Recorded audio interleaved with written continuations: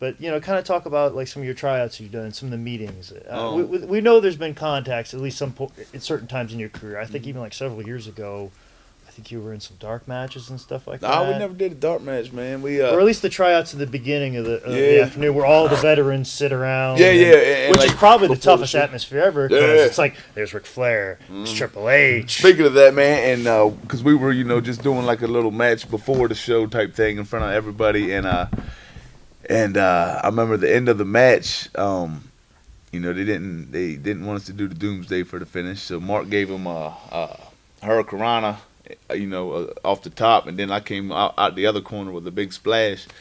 That's just what we did for the finish or whatever. But I just remember climbing up to the top rope, man, and I got on the top rope, and I look up like at the big Titantron or whatever, and Vince McMahon's walking down the ramp while I'm on the top rope. I'm just thinking, oh man, that's gotta be scary. Yeah, I was like, damn, I better make this splash good. But well, it's you're the low man on the totem pole. Yeah, let's go through his. Like, what's this guy doing? Yeah, he's like, who's this guy on my rope here?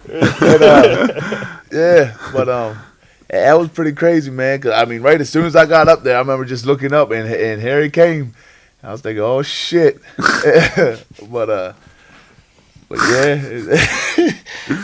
yep. So yeah. Like I said, those are tough crowds to work in front of. Like, you probably work in front of 20,000 or 12, and that's easy. But working in front of a crowd of 20 people, it's like Randy Orton, Dean Malenko, Arn Anderson. And even them. You're just, I can only imagine the pressure of that situation. Yep. Yeah, it's something, man. But I mean, once you're out there, man, and once you get between the ropes, man, and start moving around, I mean, it's all, it's all ABCs, man. Just.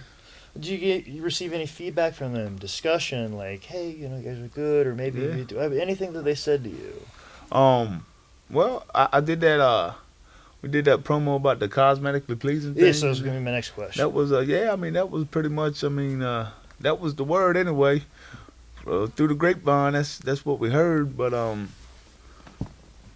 I mean, I don't know, man. We just. But you think in wrestling, you got your bodybuilders, you got your girls, you got your guys, tough guys. It's supposed to be the circus. Why does everybody need to look the same? Wouldn't be the fact that you're not cosmetically pleasing be more appealing?